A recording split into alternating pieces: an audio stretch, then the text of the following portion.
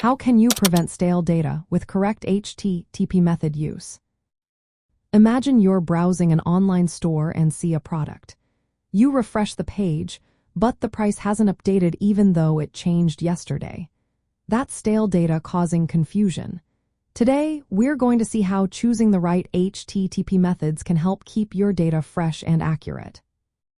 First, understanding HTTP methods is key. The main safe methods are GET and HEAD. They are called safe because they only retrieve data and do not change anything on the server.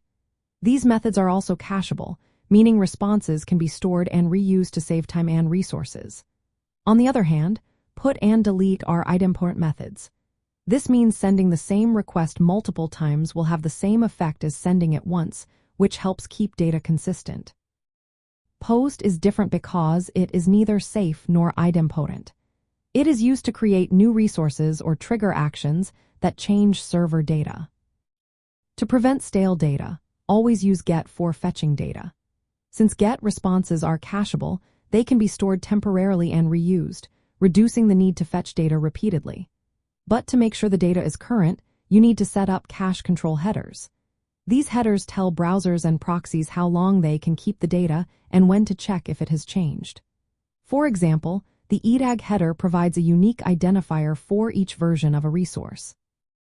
When a client has a cached version, it can send an if-none-match header with the EDAG value to see if the data has changed.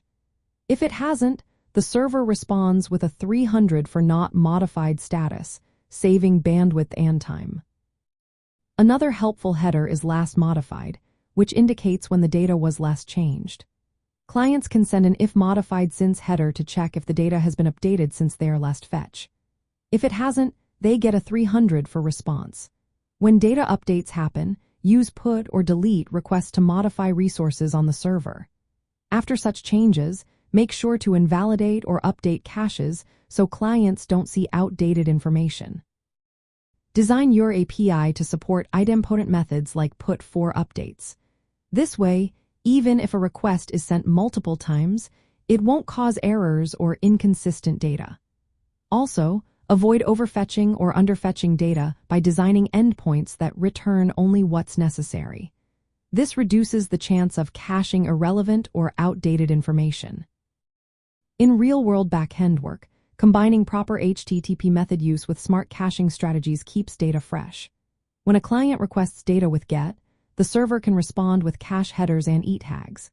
The client then sends conditional requests to verify if the data is still current. When data changes with put or delete, the server updates or invalidates caches.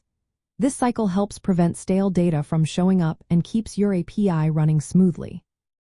By following these practices, you can make sure your users always see the latest data, and your server handles requests efficiently. Proper HTTP method use and caching are simple tools that make a big difference in keeping your backend reliable and your data accurate.